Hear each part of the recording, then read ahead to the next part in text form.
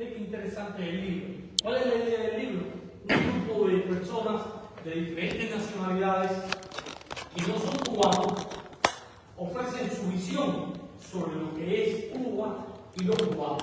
Y a mí me pareció, no sé si se puede decir original, porque no hay nada nuevo bajo el sol, pero sí un libro bastante singular dentro del panorama literario. Y me pareció brillante la idea de enfocar a un grupo a partir de la visión de diferentes grupos, incluso de personas que residen en diferentes ciudades, Chicago, Nueva York, etc. Y me pareció un gran acierto. Luego me dijo que se presentaría el 14 de abril en el Cuban Center. Y bueno, me parece maravilloso. Voy a hacer una reseña para el Diario de la América, donde yo escribo, y voy a ir a la presentación. De repente veo en el Diario de la América una reseña de este Delgado que se va de la el libro. Dios, ya no puedo escribir de ven, Pedro, siéntate de mí. No puedo escribir del libro. Cuando llego a la. Estamos en vivo. Cuando llego a la Cuban Center, me doy cuenta que yo había entendido la invitación a Hernán para esta tertulia, que el formato que se me dio a la presentación no fue la de presentar el libro, el autor ante el público, sino este mismo formato de conversatorio que tú llevaste adelante. Así que estoy en una situación muy embarazosa, en el medio de un gran deseo que me ha costado trabajo llevar adelante. Quiero agradecerle a Pedro Medina León, A ti. a Gastón Birger, a Hernán Vera, que es el compilador, a Yamel Delgado y a Luis Alejandro Ordóñez por acudir a esta tertulia de hoy para conversar sobre enviado especial. De nada, gracias a todos. Ya he tenido a ti y a este lado acá, lo habíamos tenido bien a El sector que hay, creo, ¿no? Sí, ya. Gracias, bienvenidos todos. Gracias a todos. Amigo Oscarito estaba hoy porque hoy es 20 de mayo, que es el Día de la Independencia de Cuba, aunque ya oficialmente no se celebra esa fecha. La verdad se celebrando en las redes sociales. Pero es la fecha de la independencia de España y entonces hoy estamos entregando unas medallas a ciertos grupos de cubanos y Oscarito estaba allá. Empieza tarde, parece que Hernán, ¿de quién surge la idea de este proyecto? Bueno, básicamente yo trabajaba en una editorial cubana y en un momento dado se tituló que se iban a cumplir los 500 años de la ciudad de La Habana. Entonces a partir de ahí se me ocurrió que sería interesante tener una visión ajena, ¿no?, sobre Cuba, teniendo en cuenta que uno vive aquí en Estados Unidos, en el monstruo, ¿no?, como es Martí, y creo que esa mirada podía enriquecer el corpus cultural de los cubanos y también obviamente la mirada latinoamericana. O sea que Cuba, desde la llamada Revolución Cubana, ha estado, para bien o para mal, gravitando siempre en la cultura del Medio Oriente. Entonces, qué mejor que en este momento, aparte donde hay muchos cambios políticos y sociales, que aparezcan bien así. Y la convocatoria, ¿cómo la lanzaste? Hizo un índice con autores que creo que tienen una visión interesante, que se habrán demostrado en sus obras. Entonces los invité, hice algo dos personas que tenían una gente un poco complicada. Todos los demás dijeron que sí, aceptaron, estuvieron muy contentos y así entonces empezó este libro. ¿No te pusiste algún límite, alguna objeción a alguno de los trabajos que recibiste? No. En algunos les gustaba la idea, pero no sabían cómo encarar el texto. Entonces ahí sí, como editores, bueno, ¿por qué no hablar de este tema, ¿no?, y tocando ciertos puntos en particular? Entonces así, surgieron algunos textos. ¿No tuviste miedo de encontrarte o incluir textos que de repente desataran una polémica porque ofendían quieran o ciertos sectores se sienten cómodos con lo que se podría expresar sobre Cuba? A ver, siempre está eso de tirarse sin red, pero me gusta y en tal caso eso iba a alimentar aún más el peligro. Pero que no es caso, que se dé cuenta cuando... Bueno, por lo general todos tienen una visión política de Cuba, ¿no?, en la misma página, pero eso no fue adrede. Cada escritor obviamente plasmó lo que quería. Eso está bárbaro. Sí, a mí me parece, a mí una de las cosas que más me llamó la atención fue precisamente ese consenso general de que más allá de la percepción que tú puedas tener sobre el individuo, Cuba como individuo o de Cuba como sociedad civil, la visión sobre el régimen es aquel un desastre. Esto todo el mundo. Sí, sobre todo era interesante que muchos latinoamericanos nos criamos con la publicidad del régimen, que es muy efectiva. Entonces, estos autores llegaban a Cuba con ya algo leído, que sin embargo la realidad contrastaba justamente con aquella publicidad. Entonces, obviamente, estaba el amor hacia la literatura cubana, hacia la comida, el fin, hacia todo eso, pero no ante el régimen, ante los mecanismos oscuros que tiene. Uno de los casos más curiosos fue el de los testimonios, porque en el caso de Pedro Medina León, que es peruano, él fue a Cuba, o sea, él viajó a Cuba y estuvo en La Habana, pero su estancia mayor parte del tiempo fue nada más y nada menos que en Nicolás de Bari, San Nicolás de Bari, un pueblo muy en el interior que probablemente fue la primera persona no cubana que pasaba por allí. Totalmente. A ver, yo creo que Cuba, como muchos países o tierras, digamos, tercermundistas, tiene una zona capital y una zona terciaria, ¿verdad? O geográfica. Geográfica terciaria, digamos. ¿Qué año me viví yo? Yo viví unas experiencias únicas en San Nicolás de Bari. Ahí está, acá, que sean dos, que sean Estamos bien ahí. Yo viví unas experiencias únicas en San Nicolás de Bari. Yo fui allá en el año 2007-2008 buscando una experiencia de vida cuando yo lo que estaba escribiendo y realmente superó las expectativas totalmente de lo que estaba buscando, ¿no?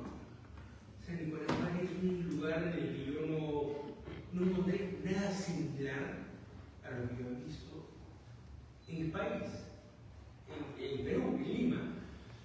Entonces yo escribí sobre eso, yo escribí acerca de eso. Yo, honestamente, a ver, y acá vamos a hablar, pues, ya estamos conversando con argentinos y con cubanos, vamos a hablar con la verdad de la milanesa, ¿no? Yo un día antes de irme a Cuba, vi un especial de La Noche del 10 de Maradona. Maradona era mi ídolo, yo lo adoraba. Y Maradona hablaba de la libertad, de la facilidad y del poder que tenía a las niñas en Cuba. Yo soy peruano. Y yo llegué a Cuba el día siguiente.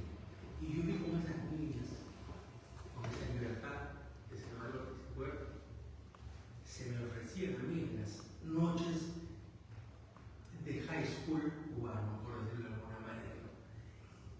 Y yo, discúlpeme que peque de francés, pero dije, este hijo de puta no se me pasa por fácil así nomás.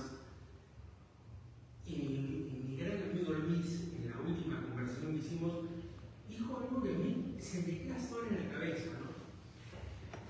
Él dijo, y se lo mencionó a usted y a usted, a todos ustedes, en el Cuba Center dijo, si hay algo que les queda, yo no sé, no entiendo, si hay algo que les queda, que escribieron este libro, que no son cubanos, pero todos estos autores de este libro, es que lo que ella es una mierda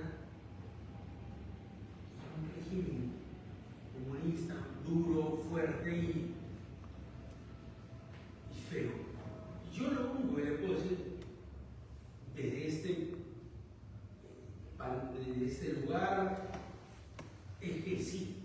O sea, lo único que le puedo agregar a lo que dijo Luis en esa noche es que no solamente son un régimen abusivo, sino un régimen hijo de puta, pero que no. Yo no me lo digerí fácil. No me lo digerí fácil teniendo yo una hija de esa edad, de esa niña que estaba allá. Y de esa esencia de la crónica de la cual yo estaba escribiendo, ¿no? Entonces yo quería participar sobre eso. Luis, ¿quieres participar en algo? Quería seguir conversando. 14 días. 14 días tuviste. Acá estoy. Sí, acá estoy. Aquí tenemos el caso que tiene otro interés, porque es de la vivencia. Anjanet está casada con que es de Puerto Rico. Ella está casada con un cubano que creo que es de Mariel. No, ella es Matera. Madagascar. Matera. Porque tú hablabas de los 80, pero la menor expresión. Perdón. Las huevas. Nada bueno acepto de una relación, un matrimonio o un noviazgo. Mis pelotas. Acá estamos, ¿no? Mis pelotas, mis huevos, nada es bueno acepto. Vamos a continuar. Tú estás casada con un Yo cubano. mencionaba que yo soy un adolescente, pues cuando nos llegaron a Puerto Rico. Porque la culinaria cuando yo vine en Puerto Rico, pero se ata luego con el ahora. Y tu texto destaca bastante el hecho de que la convivencia tiene puntos en común, pero también puntos divergentes. Pero sí, como ese hombre, Y es maravilloso, yo lo adoro, es el mejor marido del mundo. Pero sí, o sea, tenemos. Yo dije, ahora, tú sabes, ¿no? Acá, vamos a fijarnos. Acá Hernán y Gastón están diciendo, Cairo lo que digo. Yo le dije que quiero, tú sabes, ¿no? Sí, claro. Acá está, Tiene su madre allí, tiene su hermana allí, su sobrino, y él la lleva a verlos. Pero nuestras diferencias no son políticas, o sea, tienen más que ver con la idiosincrasia, ¿no? Sí, como viste en la pieza, ¿no? Mi marido, el trabajo ante todo. Y nunca eso había sido un problema, pero durante el COVID eso es un problema, porque ahora el trabajo es la vida. Y ahí es donde empiezas a encontrar esa diferencia de la pareja, ¿no? De cosas que a lo mejor por 15 años no te molestan, pero de pronto te molestan y te obligan a crear una valoración. Yo creo que todos los que vivimos en Miami en algún momento hemos tenido que hacer una valoración. Pensamos estamos muy cerca, ¿no? de gente que ha sufrido mucho, y en algún momento tú tienes, independientemente, como decía Gastón en su pieza, de tu historia, de lo que en tu país te han dicho, como decía Hernán, de la propaganda, tienes que encararte con gente real, con seres humanos, escuchar lo que les ha pasado, ver lo que les ha pasado y tomar una posición moral. Pero siempre la propaganda, sobre todo de instituciones o de grupos de poder, penetra mucho en la sociedad, en la gente. Sin embargo, entre ustedes, esa penetración ideológica en Cuba no caló. O sea, ustedes pudieron definir bien qué es el cubano de la isla y qué es el cubano del exilio. Sí, bueno, en mi caso yo llevo 30 años en Miami, ¿no? Hay veces que mi mamá cada vez que me ve me dice, mira, ¿estás hablando con un cubano? ¿Qué tú quieres? Sí, bueno, lo viste de acento puertorriqueño. Yo pienso que sí, yo pienso que lo tengo puertorriqueño, pero mi mamá cada vez que me ve me dice lo mismo. Yo pienso que la cercanía, ¿no? O sea, si el escritor tiene que ser una persona empática, por lo regular, y una persona que lee y que investiga. Entonces es muy difícil ver la realidad, como hablaba Hernán ahorita. No sé, tienes que ser alguien un poco raro. ¿Cómo tú cogiste la idea cuando te invitó a participar? A mí me parecía que tenía muchos problemas esa idea porque me parecía que tenía mucho lugar para la controversia. Pero hay algo muy importante con las antologías, es la confianza del editor. Yo tengo una confianza completa con Hernán, como editor, me he editado varias veces y siempre lo que ¿no? Entonces eso es lo que uno busca en un editor. Y yo me alegraría con él a muchas empresas que a lo mejor con otra persona hubiese ¿Y dicho. tuviste la idea de enfocar esa tu relación con tu esposo desde un principio? No. ¿O tuviste varias opciones? No. Yo empecé escribiendo sobre una experiencia que tuve en el 97, donde fui a cubrir algo un poco encubierta y me terminé deteniéndome. Y yo empecé a escribir de ese momento, que era el que más sobresalía. Y esto como que salió así, ¿no? Producto de lo que estaba viviendo en ese momento. Claro, tu pieza es más literaria. Porque es personal, pero tiene un carácter, se sale de la escritora. Que quizás una crónica de esa descripción hubiera sido otra forma. Claro, ¿no? definitivamente. Aparte, pienso que al final, aunque sí es una crónica muy personal y todo, pero vista a través del tiempo, uno puede llegar más rápido a la verdad de las cosas, que a veces uno contando una cosa que pasó en 2 días. O sea, no tienes la perspectiva y el contexto que tienes. La pieza de Archer, obviamente habla de relación con su pareja, de amor, pero como vemos que a través de un ser querido uno puede conocer una cultura, si hay listas de films, libros, aspectos desconocidos, me parece una de las piezas muy... Sí, porque ella no es un texto, una serie de películas que ya, y de canciones también, Para entender a mi para entender a su cubano a través de la música. En ese sentido era, como yo decía, que es un poco literario. Quisiera, si no es discreción, compartir con nosotros la anécdota de la detención.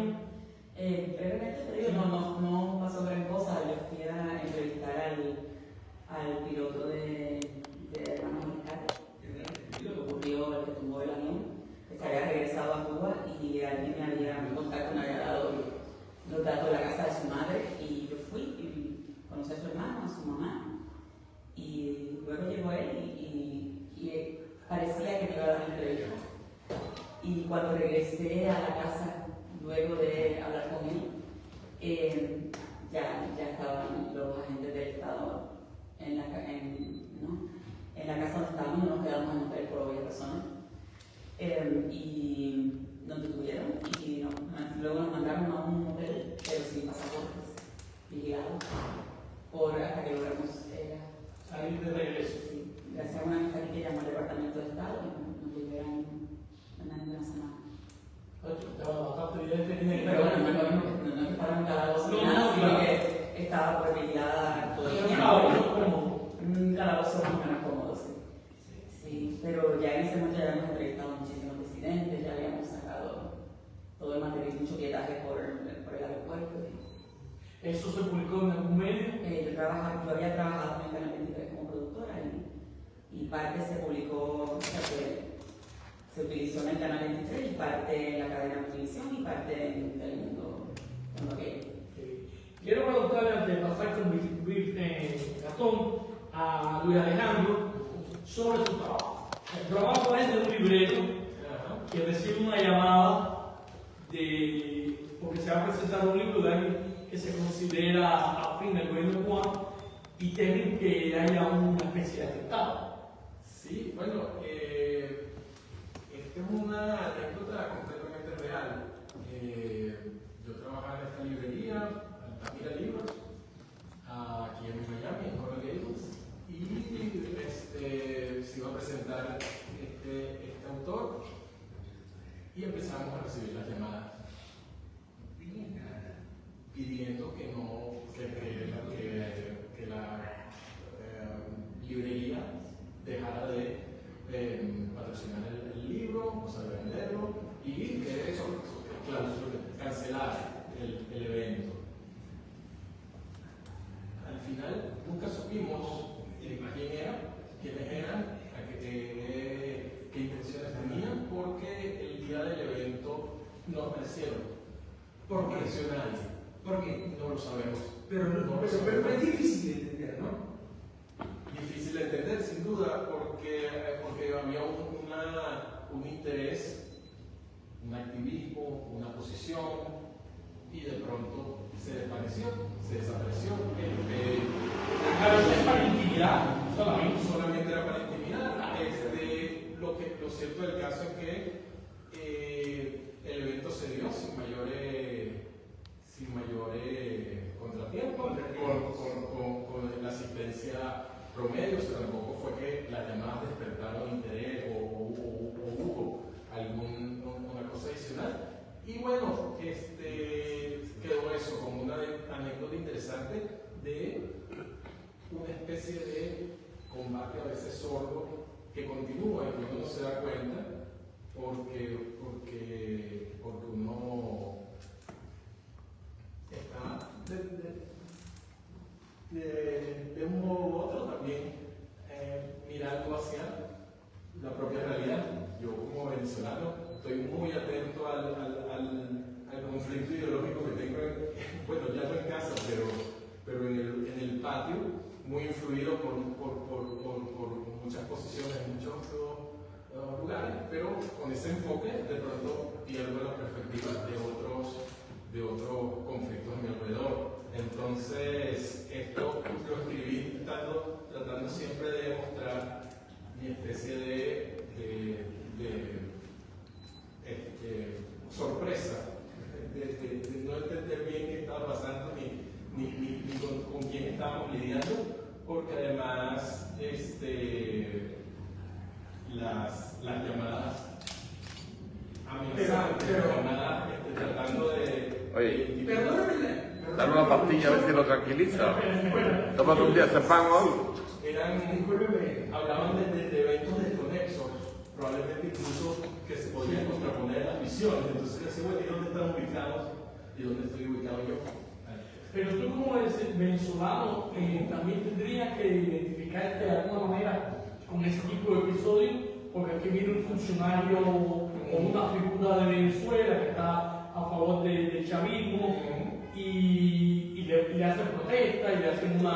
Totalmente, sí, y todo está plenamente identificado. Exacto. Entonces, esto era lo que a mí me producía esa especie de ambivalencia. Oye, aquí no sé dónde estoy ubicado yo, precisamente por el discurso que atacaba todo en el autor y el autor que intenta atacar todo, que es también su posición. Yo creo que es porque provocar al provocador a veces termina jugando un juego que, bueno, no sé, lo que yo insisto que me quedé siempre con la duda, sobre todo porque no aparecieron.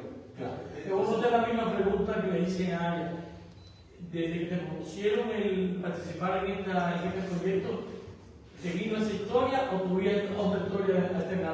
No, yo peleé bastante con encontrar qué quería contar y qué quería decir, porque no quería volver un tema sobre Venezuela. Me costaba desviarme del tema Venezuela y bueno, todo. Fino lo maneja.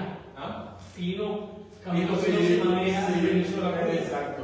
Y bueno, su novela también. O sea, yo no lograba hacer eso que ha hecho Camilo y entonces todos los intentos, primero, bueno, los deseché por completo. No recuerdo ahorita ni siquiera algo que valiera la pena, pero este era un elemento que yo sí quería contar, porque a mí sí me había gustado mucho, sobre todo ese asunto de tener que lidiar con amenazas. Sí, con clientes ideológicos. Tú sí que no has ido nunca. No he ido. En el caso de Gastón, no sé si quisiera abordar algo más. No, Bueno. un placer escuchar a los autores. Veremos contigo. Gastón, en el caso de lo más interesante de lo que yo como lector cubano disfruto, porque es el caso de alguien que ha crecido con la figura del Che como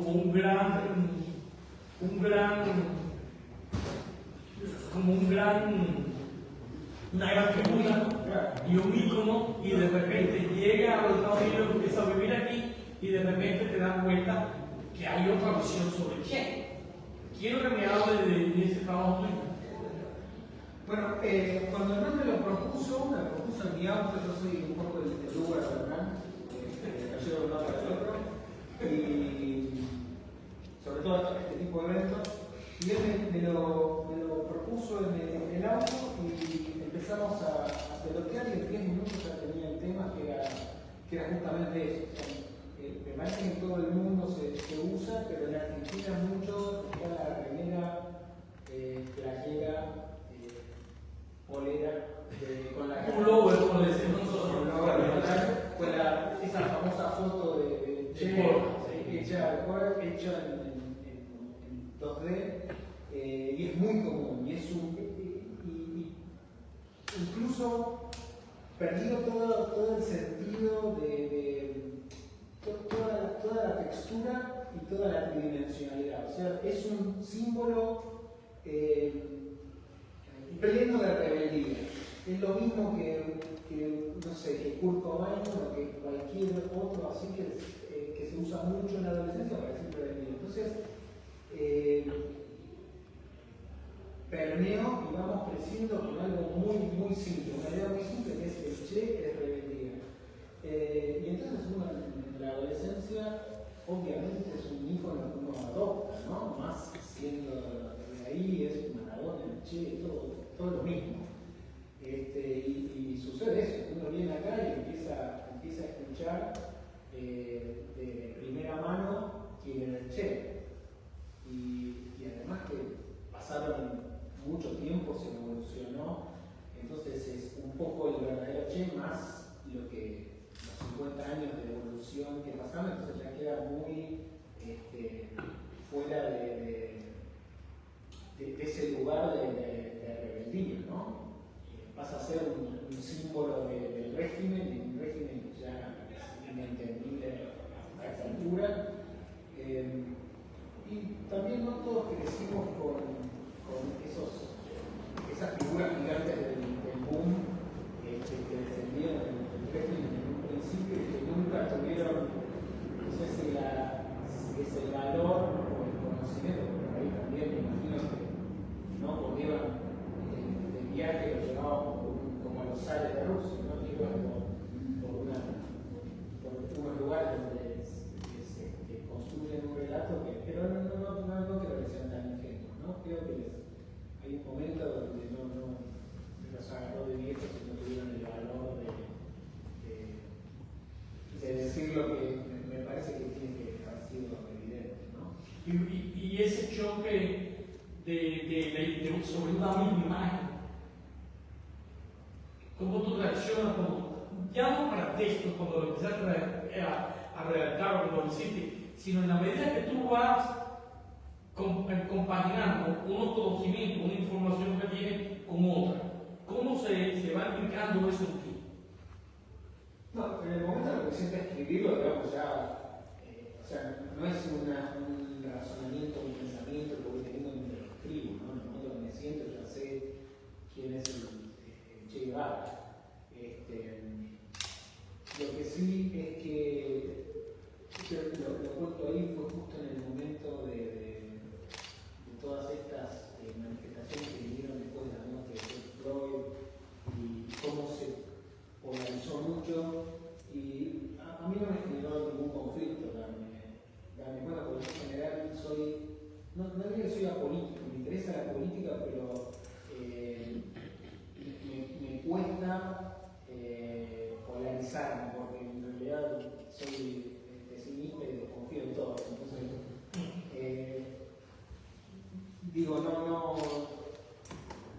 estoy acostumbrado a no casarme mucho con figuras públicas, entonces es como muy adolescente. Sí. La pieza de esto es una de mis favoritas, porque yo siempre he pensado que nadie ha utilizado tan bien la figura de Estados Unidos y esa rebeldía contra el grande, ¿no? Como Cuba. O sea, ese símbolo es la razón por la que muchos en Latinoamérica, de alguna manera, no ven al régimen como lo vemos nosotros quizás aquí en Miami, o como lo ve un cubano que haya pasado, como lo puede ver un venezolano que sepa lo que es el comunismo y que sepa lo que es una dictadura. De haberlo vivido. Bueno, de hecho, si me permiten hacer una observación personal. Yo crecí con la misma figura del Che como el guerrillero heroico, ¿no? Esa era la figura que yo crecí. Y en la escuela, pionero por el comunismo, tenemos como el Che y una serie de historias, eran las únicas que uno recibía. Yo me enteré, o empecé a conocer a otra parte de Che, como es el segundo estacionamiento de la cabaña, con lo que le hizo al que Piñera, cuando saca los libros de maricón de aquí, y todas esas cosas. Yo vine a conocerlo aquí. Claro, yo no tenía idealizado esa figura, pero sí tenía una información única. Y cuando empiezo a confrontar y a conocer la otra parte de la historia, que sí me ayuda a darme cuenta de que nadie, por eso a mí yo veo en una manifestación en Buenos Aires o en Santiago de Chile y sale con la bandera Che como progresista. Y no lo puede ser, porque lo que apoyaba y lo que representaba el Che era una dictadura, y lo que estaba sosteniendo en Cuba era una dictadura. ¿Cómo tú me lo vas a meter a mí? Lo vi en una barricada en París, que me parecía allá. Pero bueno, pero no sé si les gusta, ¿no? Esas cosas. Somos muy permeables a esas cosas de los iconos de izquierda. Son cosas que uno va también aprendiendo a medida que vives, dónde vives, y eso va influyendo mucho en tu formación también. Y lo que digo al final un poco, que me parece que cierra un poco esta idea, es que dentro de todo lo sumo a mi historia, ¿no? Como que me parece un tema de evolución personal, el hecho de voltear estos íconos, estos ídolos de barrio, ¿no? Y que como sociedad también podría estar bueno, esa cosa de que sea una aberración, no sé, que un general de 1800 represente algo que en este momento no se conoce con lo que más o menos pensamos, ¿no? Entonces, atacar una figura de una estatua de un general hace 2 siglos es atacar no sé qué. Como con general Liz, es como sano, ¿no? Como que deberíamos hacerlo. O sea, si estamos rindiéndole culto a una figura de hace 200 años, es un gran problema. Se llama aprender la historia. Claro. Para no repetir. Así que lo que quiero decir es que incluso no necesito ni pelearme demasiado con mi adolescente que nunca usé la remera, pero tranquilamente lo podía haber hecho. Y también esto no lo puse en la crónica porque me parecía que confundía o llevaba las cosas por otro lado, pero yo me acuerdo una vez de ir caminando con un amigo mío, un vecino en realidad, y que él, yo tenía 13 y ahora tenía 17, era como un amigo grande al que uno miraba, y él en la mochila tenía, yo soy judío, ¿no? Él en la mochila tenía como en el bolsillo escrito con bidón, el símbolo de anarquía y al lado una cruz esvástica. ¿No? Y es todo lo mismo, ¿no? Y también podría haber tenido la camiseta del Che, ¿no? Como que todo es rebeldía adolescente, muy simplificada, muy sacada de contexto, muy comercializada, sobre todo. Y me parece que en la crónica desviaba las cosas, pero me parece como lo mismo, ¿no? Son iconos descontextualizados, sacados de nacionalidad. Hoy he pensado en la lectura como un diálogo colectivo, así que si alguien quiere hacer preguntas o algo, está abierta, va a tener que levantar la mano y le doy la palabra. A veces uno no reconoce lo que está pasando en otro lado, pero eso no va a pasar a mí. El caso de Venezuela, por ejemplo, conmigo trabajaba un venezolano que la frase más lapidaria era cuando decía, Juan Carlos Chávez, Me parece que, no, mi frase era un poco irónica, decía, vayan pensando dónde van a fundar la pequeña Caracas. Y me decía, nosotros no somos los cubanos. Nosotros no somos No Cuba, somos salió los cubanos. durante dijo, se repitió hasta el cansancio. No somos Cuba, no somos Cuba. Ahora los chilenos dicen no somos Venezuela. Ahora la gente dice no somos Venezuela. Así es que es bien difícil. Y me recuerdo que yo le decía a ese amigo mío que ya no sé de él hace muchos años, se fue a la compañía, yo le decía, no es cuestión de ser cubano, los cubanos no son los rusos y los rusos no son los checos. El problema es de ideología, es una maquinaria muy bien estructurada que gira en torno del poder. Y una vez que se adquiere el poder, no se cae. Solamente es salir del partida personal, ¿no? O sea, en el momento en que como seres humanos, como pensadores, lo que sea, decimos, eso no soy yo. ¿Sabes qué? Ese no es tu por suerte. Pero tú podrías ser el mexicano cruzando la frontera, podrías ser el chileno lidiando con una dictadura que se sigue repitiendo de alguna manera, podrías ser un peruano lidiando con una secuela de corrupción increíble, podría ser un ucraniano que hace 4 meses decía que no pasa nada. Mira el desastre. Una persona. Por alguien que tiene el poder total que puso. Una persona con un poder. Yo tengo la experiencia. Yo vi un documental aquí en el Cuba Center. En ese mismo salón donde ustedes se presentaron. En el Cuba Center. Un documental fabuloso, largo, duraba como 3 horas. Que era entrevistando a Cortázar. Era un documental maravilloso porque era solamente por Cortázar lo que iba diciendo Cortázar. No había preguntas, nada, Cortázar presentaba el tema sobre una cualquier. Y cuando llega el golpe de Estado, o sea, el gobierno militar en Argentina, se escucha a Cortázar decir de París, donde vivía, dice, es muy preocupante esto que está ocurriendo porque van a prohibir los libros, van a prohibir la libertad de expresión, van a encarcelar, van a forzar al exilio a miles de argentinos. Todo lo que decía, desde luego, ocurrió y era lo que se podía anticipar. Sin embargo, él es incapaz de ver eso mismo en el caso de Cuba. A mí me llamó mucho la atención. Yo decía, pero si eso que tú estás diciendo, que estás recitando, es justamente lo mismo que ha ocurrido en Cuba y que tú has apoyado. Entonces, una vez que nos casamos con algo, empezamos a identificarnos. Yo soy de esta manera, porque me identifico con esto. Empezamos como, y ese es el peligro. Y ahí es donde a lo mejor viene un argumento de sentido común y tú no lo puedes ver, porque tú estás tan casado con esta cosa, estás casado a un nivel emocional, que no puedes ver la justicia ¿no? De una amiga cubana, Caridad Moro Ramírez Poeta, que cuenta un poco la historia de lo que su familia cubana decía, cosas que decían los diferentes miembros de la familia cuando veían refugiados haitianos llegando. Y cómo una cosa que les era claro, en otro no les era claro en ese, ¿no? Y ella un poco llama a contar a sus mismos familiares y a ella misma, en términos de cómo, hasta que no nos ponemos en el zapato del otro, no decimos, me puede pasar a mí. Eso puedo ser yo, ¿por qué no?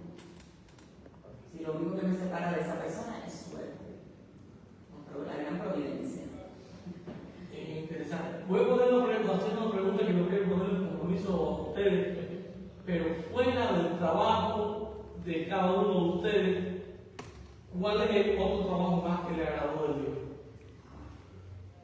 Bueno, a mí me gustó mucho el de me gustó, estoy con mi lista de tarea, una cosa que no he visto leído de las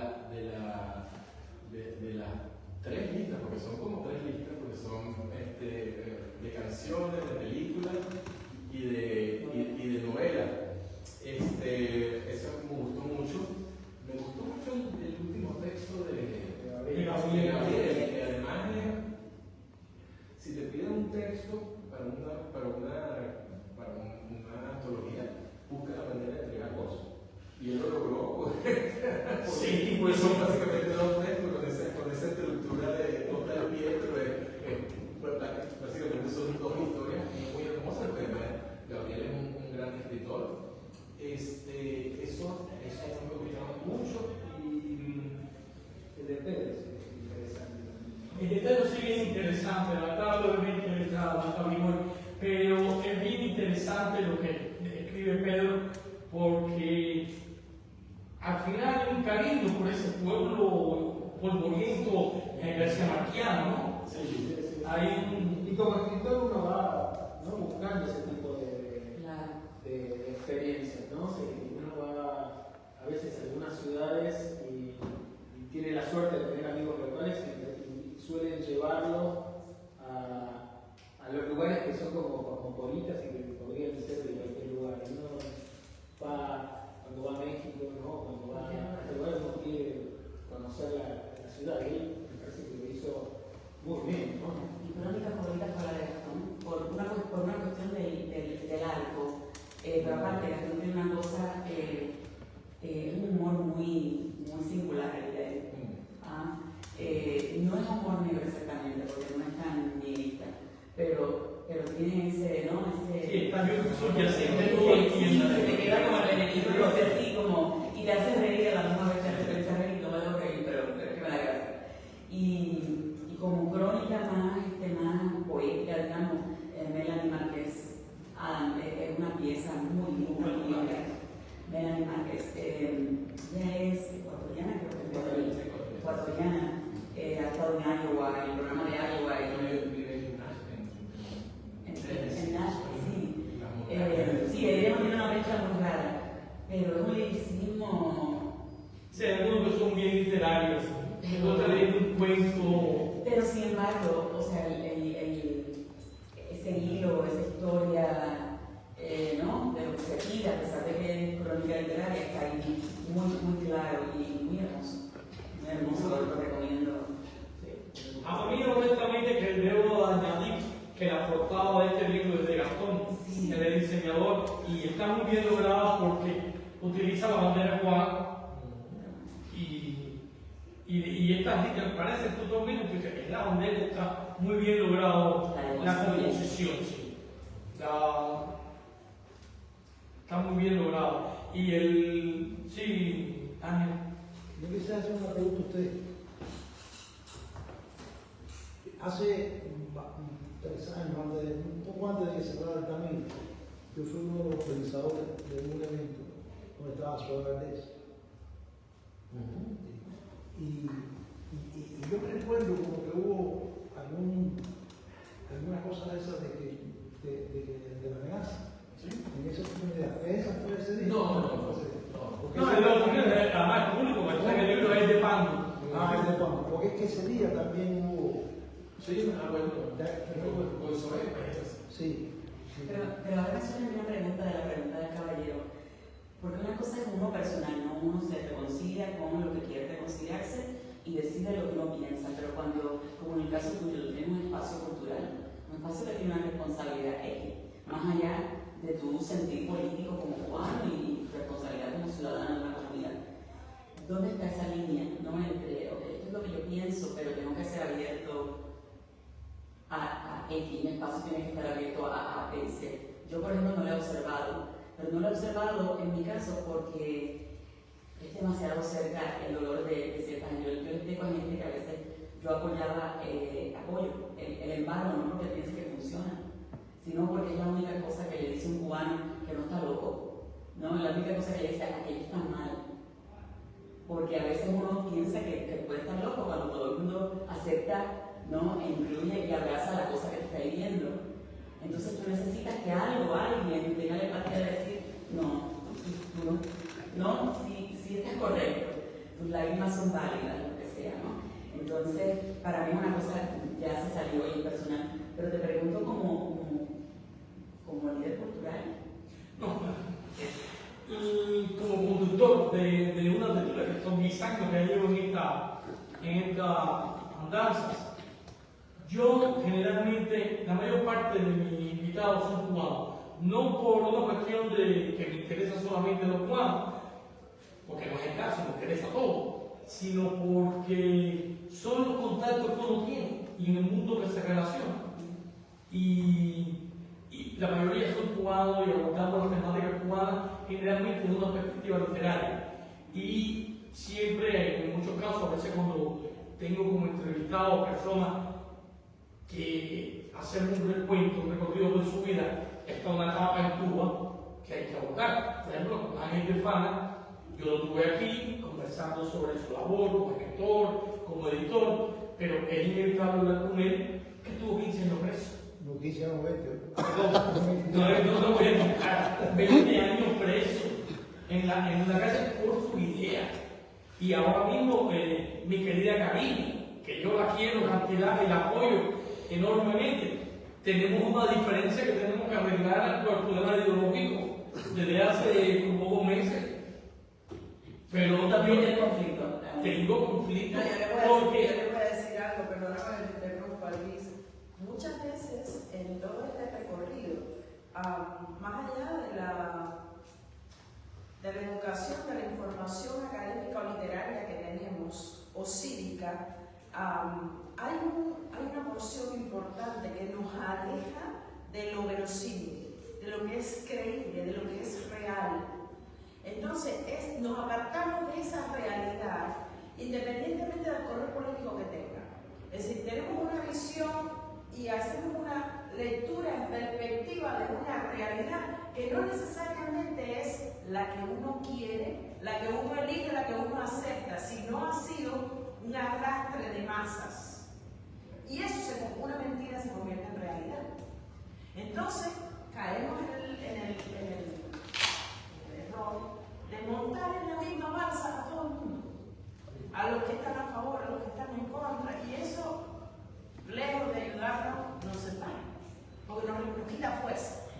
sí, pero también hay algo que, ahora te doy la palabra, a ver, hay algo que a mí me parece la historia de Cuba, como tal, no es una historia continua, es una historia de casos, a machetazos, a cortes, que le destruyó la vida mucho, como Ángel, que lo separó siendo un hombre bien joven de su familia. Están otros que apoyaron un sistema sabiendo que era una dictadura, pero no había contacto con el extranjero, por lo tanto no sabía qué ocurría fuera de la frontera de Cuba, literalmente no lo sabía. Y esto no es literatura ni una idea abstracta, es una realidad. Había dos realidades, la realidad cubana y el mundo. Y este régimen hacía todo lo posible por evitar que en algún momento se brincara. ¿Cuándo se rompe eso? Cuando el gobierno de Cuba se ve la necesidad de atraer dinero y empiezan las visitas familiares. Y entonces tú, que habías vivido 20 años aquí, que no me escribía, o que yo no pensaba, no me escribía porque me perjudica. Yo cuando tu marido, cuando tú eres tu marido, de pronto me decían, me hacían una historia y decía, pero entonces no concuerda con lo que a mí me dijeron que era acá. Y así iba. Luis, más cerca, el momento el dólar es ilegal y el momento es ilegal. Claro. Ahora, yo tengo dos historias que se le han repetido y está en mi literatura continuamente, que a mí me han marcado toda mi vida. Yo tendría como 11 años. Y cerca del hotel que se derrumbó ahora hay una fuente, se llama la Fuente de la India. Una fuente muy bonita en el centro de La Habana. Yo tenía como 11 años y yo voy caminando y se me acerca, estoy hablando de los años 60 y pico, dos turistas, un hombre y una mujer, cosa extraña porque en Cuba, pero eran turistas. Me hablaron con un acento que no pude identificar, pero con un acento, y me preguntan el nombre de la fuente, que yo no sabía que era la fuente ahí. Y me pongo a buscar el nombre, y estoy tratando de ayudarlo, de complacerlo. Y mientras estoy en esa gestión, veo un hombre que está cerca de casa haciendo gestos. Pero me hacía que me vea ahí, prepárate cuando yo no me daba cuenta de lo que estaba pasando. Y aquellas personas, después cuando terminan, que se van sin información de la fuente, para mí que es vergüenza personal, entonces la pude dar al rato, me cogen por el brazo, un niño de 11 años, flaquito, me cogen por el brazo, me zarandea y me dice, tú estás preso, tú no sabes que en este país no se puede hablar con extranjeros. Y aquello me marcó. Yo más nunca en mi vida volví a identificarme con aquello, ni mal, ni bien. Se estableció en mí el terror. Tú no sabes que en este país no se vuelve con esta gente. Una cosa terrible. ¿Por qué? Por el miedo. El miedo que te inculcan, más el miedo a que el extranjero te pueda proveer esa información. Señora Bey, de Cherokee. Qué gran anécdota, Luis. Qué gran anécdota. Yo no conozco el libro, quisiera volver sobre él, espero poderlo llevar hoy. No pude ir a la presentación anterior, entonces hay un par de preguntas que tengo. Una es de curiosidad a mi amigo Hernán, pero bueno, no está acá, y la otra es como a todos los autores, a ustedes y a todos los demás, aunque no estén acá. Y es sobre esto. Voy a tratar de hacer muy corta una pregunta que en realidad es muy larguísima. Viendo el asunto de lo cubano en dos dimensiones principales, el régimen y el aspecto antropológico, es decir, la gente, solemos obviamente fijarnos en la parte dominante del asunto, que es el régimen, pero hay una parte que es mucho mayor, mucho más compleja, mucho más rica, mucho más variopinta que la visible y la dominante, que es la dimensión antropológica de la realidad cubana, es decir, el pueblo de Cuba, por decirlo con palabras más simples. Y yo supongo que de alguna forma los textos que aparecen en este libro atraviesan esos dos ámbitos, que obviamente se entrecruzan entre ellos. Pero a mí me interesa solo este otro. ¿Por qué? Porque tengo la expectativa de leer el libro en términos de diagnóstico, de la mirada del otro, y un diagnóstico que pueda aportarme a mí y vamos a ver cómo lo digo, a jóvenes activistas que hoy tienen que salir de Cuba y que hoy se están radicalizando, que empezaron con pensamientos muy cívicos, muy desde trabajar desde la legalidad, y las acciones últimas que han pasado en Cuba desde el 27 de noviembre hasta el último cambio en el Código Penal, a ellos que son millennials, yo obviamente no lo soy, de hecho muchos tienen la edad de mis hijos, mi hija mayor, pero ellos están moviéndose hacia una posición radical que ellos le criticaban al exilio cuando empezaron en sus pininos como activistas, cuando hicieron sus pininos como activistas. No sé si entienden por dónde voy. Es decir, quisiera ver en términos de diagnóstico cuál podría ser la aportación que un lector interesado en lo cubano, pero no en términos de problema, sino en términos de salida, de ventana, de esperanza, de solución, de variables a encontrar para mover un juego que obviamente se ve muy encerrado, muy estancado, pero todos sabemos que está quebrado por todos los lados y está haciendo agua y a punto de hundirse. Pero la impronta que da es esa. Entonces quisiera verlo desde ese enfoque. Yo creo que, bueno, si la primera parte de tu pregunta sobre la cuestión antropológica, yo pienso que te gustaría el libro porque el libro sí toca las cosas del régimen, pero a través de la gente. O sea, una de las cosas que yo decía en la otra presentación es que de alguna manera me reafirmaron a mí también y a la gente de otros países que cuando te vas te llevas un pedazo de viniste contigo, o sea, no dejas de ser porque estás en otro lugar, porque tú podías ver que los que habían escrito sobre Cuba, muchos estaban escribiendo a través de gente que había conocido, no necesariamente que habían ido a Cuba, pero a través de la gente conocían Cuba, conocían la Cuba importante, ¿no? Como dices tú. Pero por otro lado, sí siento que no creo que y tú estás más cerca, quizás leíste más, tuviste que leer más en el proceso de publicación que yo. Yo creo que mucha gente siente como miedo o respeto de opinar hasta ese punto que tú lo estás llevando de una realidad que no es la suya. Sí, yo iba a decir eso. Sí. Ahora está el concepto de mansplaining. Ajá. No fue una bajada editorial, pero me parece que ninguno acá quiso hacer mansplaining. Exacto, porque es una mirada desde afuera de escritores hispanos que vivimos en Estados Unidos, por lo tanto tenemos muchos contactos. Claro, hay muchos, pero la gran mayoría viven acá, hay muchos de Miami, o sea, es un tema que sí, como que las soluciones tienen que venir que las digan los cubanos, ¿no? Había un poco de eso. Y yo pienso que a lo mejor fue acertado porque dice, a mí me dan un tapaboca en Facebook a cada rato. No, como, pero tú, no me acuerdo como, y no me acuerdo el nombre de la persona, pero una persona que entró a mi muro a criticar a los que estaban protestando, que por qué no habían protestado de una manera más elegante. Y lo que me dio fue tremendo, o sea, es muy fácil decir, protesta elegantemente desde tu casa con aire acondicionado en Miami, donde me parece una cosa, una falta de respeto. Y bueno, para que falta de respeto eres tú y todas esas cosas, ¿no? Y por ahí para allá para qué. Entonces pienso que hay unas razones por las cuales uno dice, te digo lo que pienso, pero me quedo, o sea, no, las soluciones son tuyas. Y yo te apoyo cuando tú las tengas, te apoyo. Yo creo, perdónenme la inclusión, pero yo pienso, y casi lo digo por experiencia propia, yo creo que hemos vivido, hay un grupo de generaciones que preceden esta generación de activismo nuevo, por llamarlo también renaciendo, ¿cómo se dice? Renaciendo. No, está renaciendo. Porque hay mezclas, hay activistas que son muy jóvenes, que tienen 17 años, que lo estamos viendo, que lo están encarcelando, que le están pidiendo unas condenas, lo más parecido a la Primavera Negra, el grupo de los 75, con 17 años. No estamos hablando de aquellos activistas que tenían 25, 28 años, ya pasando la mayoría de edad, sino que estamos viendo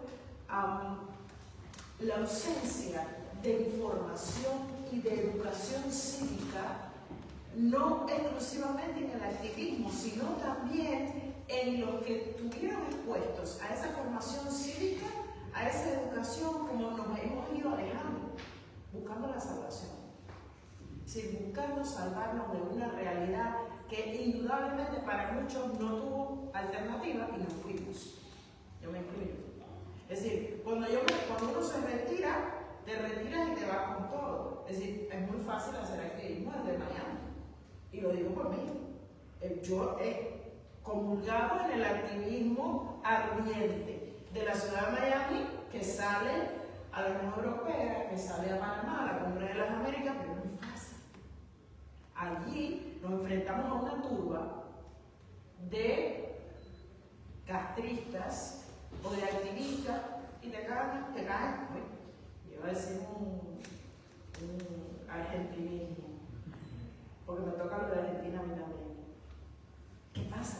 Allí te pueden caer a palos, pero te caen a palos, pero hay una protección internacional que te protege. En Cuba no. En Cuba nadie te protege, nadie te salva. Lo único que te salva es la autorrepresión y el miedo. Cuando la autorrepresión y el miedo se te reactiva en las venas, a donde hemos aprendido a mentir desde el vientre de la madre, porque yo que nací en el 72, mi mamá se acuerda de que mi papá traía un pedacito de carne de res y ella no le podía decir a nadie que comía un pedacito de carne de res porque estaba embarazada. Es decir, el miedo te lo inoculan desde antes de abrir los ojos. Y ese es un recurso que no solamente utilizamos en Cuba, dentro del activismo en Cuba, sino que ese es el recurso que volvemos a aplicar en la comunidad disidente del exilio cuando queremos agradar al exilio histórico para quedarnos con los que nos identifican. Mi generación está viniendo, y ya han venido otros, a la ciudad de Miami, y venimos también entrenados a mentir sobre una situación fabulada que no existe para agradar, para poderme insertar en la realidad cubana, para poderle agradar al exilio histórico. Y eso no es transparente porque se ha desmembrado la familia. Cuando se desmembra la familia, si tu mamá te enseña a mentir, que te quiere, y tu papá que te quiere, le pega a tu mamá, ¿qué es lo que tú aprendiste? Que pegar está bien. Si tu mamá, que es la que te da de comer, la que te pasa la mano, la que te enseña a leer y a hacer las tareas, se miente a tu papá, ¿qué tú aprendes? A mentir. Entonces tenemos un recorrido antropológico que nos trae y nos ha ido arrastrando. Yo solamente preguntaría una cosa, me parece que todo lo que ha dicho, mira, son esas cosas que no pueden. Lo único que yo digo es que lo que sí podemos hacer, los que no somos cubanos y los que somos cubanos y los que vivimos aquí, es ser consecuentes, ¿no? Decir lo que pensamos, tratar de ser lo más honestos posible con nosotros mismos y con y hacer voz, ¿no?, de apoyo. Eso sí lo podemos hacer. Lo que yo no podría hacer jamás es criticar a alguien por cómo protesta. Claro. El cuento un poco va de la mano de una crítica que no nos ayuda a ser transparentes.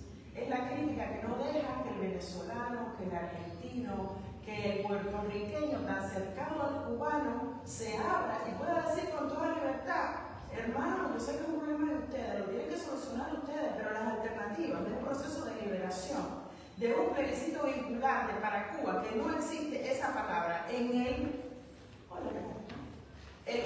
la palabra plebiscito. Usted coge la Constitución de Cuba y la baja en internet y pone en el buscador de Word plebiscito y no existe la palabra plebiscito. No hay recurso legal dentro de la Constitución cubana que le permita a un ciudadano cubano, ni asociándose con 36.000 firmas que ha recogido el Movimiento Cristiano de Liberación, para hacerlo.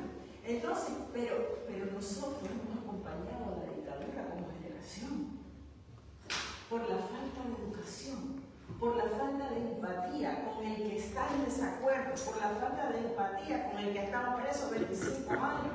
José Daniel Ferrer, que está preso hace 2 años, fue miembro de los 75 de la Primavera Negra y a nadie se le olvidó. A frente al mensaje fuimos allí a gritar.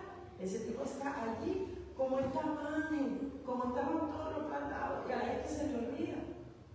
Entonces yo digo, ¿en qué dirección? La temática cubana es muy compleja, producto del planteamiento que yo mencioné un poco más a la ligera, de que vivimos en grupos muy machetados. Tú mencionaste el exilio histórico 2 o 3 veces. Es como si ser del exilio histórico será algo malo. Yo no soy del exilio histórico, yo no lo soy, pero ya llevo 42 años aquí, ya yo me considero parte del exilio histórico, porque mi exilio es más largo que mi vida. Y es muy doloroso. Y bien, mira, ya ven mencionando que ya sus hijas están dentro del activismo político también. ¿Por qué? Porque hay una renovación constante. Ahora, por si no terminamos más nunca, el libro que nos ocupa. Ustedes, y esta es una pregunta que les quiero hacer, ¿se construyeron en algún aspecto? No lo quiero dar porque esto fue candente. En mi caso,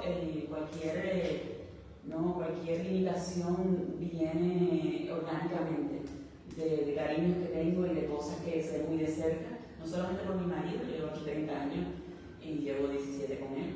Entonces, ya hay una vida, ¿no? Yo trabajo en medios y empatía sí me limita. Hay veces que hay cosas con las que no estoy de acuerdo, pero trato de ponerme en el cuerpo de una persona que, por ejemplo, no pudo regresar cuando su mamá murió, porque no se lo permitieron. Ya, ¿qué voy a decir? ¿No? O sea, en papel hay cosas que tienen sentido, pero en la realidad de una persona que quiere llorar a su mamá. El caso quizás más grande, más de todo, son miles y miles y miles. El más memorable es Celia, que nunca pudo volver a Cuba, pidió que la dejaran regresar. Cuando su madre murió y no la dejaron, murió de exilio, nunca más volvió y todavía ni siquiera se cambia en Cuba sus canciones. Ángel. Sí, quería mencionar 2 cositas. Una acerca del activismo y de la televisión, que a veces se escucha, ¿no? Como que si ahora hay un activismo y una posición que es real, pero que antes no la había. O sea, que hubo un momento donde la hubo y caímos presos y entonces hubo mucho tiempo donde no había posición y eso no es real. Siempre ha habido posición. Siempre. Lo que pasa es que ahora hay redes sociales, ahora hay otra actitud del gobierno de la tiranía cubana y es distinto. Digamos, la época y la geografía donde están ellos. Pero siempre, yo les digo, les aseguro a ustedes que siempre hubo gente cayendo presa. Siempre. No solamente en los años 60. No. Yo recuerdo en una época en la cabaña, lo que pasa es que la forma de luchar es distinta. Ahora es la internet y la actitud cívica se le llama cívica, y en otro momento era la actitud que usted hablaba con los argentinos y con Latinoamérica completa, como por ejemplo, como me rebelo. Yo recuerdo la época de romper los teléfonos, y entonces caían presos por romper teléfonos, y la época de lanzar los jóvenes en La Habana lanzando las luces esas, sí, no, caían presos por eso. O sea, habían formas de manifestar su rebeldía, siempre la tuvo. Y hubo fusilados en lados, jóvenes de 20 y pico años que caían presos y por otras actividades. Yo recuerdo en Boniato, ya después de que nosotros llegamos al Boniato del 79, así que fue después del 80, porque a mí el 80 me tocó en Boniato, y en la tapiada de allá, y cayó un muchacho que nosotros llegamos a verlo, jovencito, estaba alzado y dando candela por la zona de Santiago de Cuba. Lo fusilaron. Ahí lo fusilaron muy bonito. Siempre ha habido oposición y siempre ha habido jóvenes. Y lucha armada, y lucha cívica, y lucha en todas las plataformas de por ahí. Yo quiero, antes de terminar, preguntarle a la señora si, perdone que la incluya dentro del conversatorio, usted como chilena, ¿qué opinión? Porque aquí no es chileno, creo que no es ninguno, ¿no? Sí, Aldo, que tiene un texto de un viaje familiar a la casa de Hemingway. De la casa de Hemingway, un chileno, ¿verdad? No me acordaba. ¿Usted quisiera compartir su experiencia, sobre su opinión, sobre lo que ha constituido a usted como chilena? A mí me tengo cariño y admiración enorme al cubano, de adentro y de afuera, porque es un valor, una tradición, una fuerza en la cultura de Latinoamérica desde siempre. Desde la época de los españoles era Cuba el más rico centro de distribución, era la ciudad más metropolitana, la que más le llegaba al comercio y salía y entraba en los barcos, la joya de la corona. Entonces, desde ahí siempre ha tenido esa riqueza cosmopolita universal. Y entonces de repente se fue cayendo en esta dictadura, y la verdad es que para mí es una cosa que no termino de entender. No termino de entender y me pregunto, lo estudio y leo y no termino de entender cómo hay esa contradicción tan grande entre lo que es una naturaleza rica, cultural, abierta al mundo, y un régimen que encierra todo. Una cosa que admiro. Otra cosa que admiro, aunque detesto, es la capacidad que tienen para hacer propaganda desde adentro de Cuba. La capacidad que tienen para agarrar todo lo que está alrededor y controlarlo. La capacidad de meterse en las venas, en la sangre de las sociedades y ponerle la palanca y no salirse más nunca. Esa inteligencia, esa cosa. Entonces, yo nací en Chile, viví en Venezuela muchos años, y ahora viviendo acá, he conocido la gente de todo el continente, desde el sur, medio y hasta el norte. Y el caso de Cuba, no tengo una imagen que pudiera decir cómo se explica. Lo que sí sé es que hay un gran poder. Hay un gran poder que ejerce una enorme influencia y que arrastra en esta influencia a toda Latinoamérica, porque se infiltra por todos lados. Le agradezco su opinión, le agradezco a todos que hayan venido a Viernes de Tertulia, particularmente a Gastón, a Yané, a Luis Alejandro, a Pedro Medina, que todavía lo escuchamos, y a Hernán Vera, que me gustaría que fuera que cerrara, pero que se encuentra afuera, actualmente sacó a Pedro. Y nada, creo que este es uno de los libros, y lo vuelvo a decir, que me han entusiasmado más en los últimos tiempos por el enfoque, por la manera de abordar a una identidad nacional desde el punto de vista antropológico, desde el punto de vista social, eso del ser humano por encima del régimen, o es el ser humano que vive bajo unas condiciones de un régimen dictatorial. Nada, le doy las gracias por haber venido y nos vemos el tercer viernes del mes de junio. Gracias a ti. Gracias.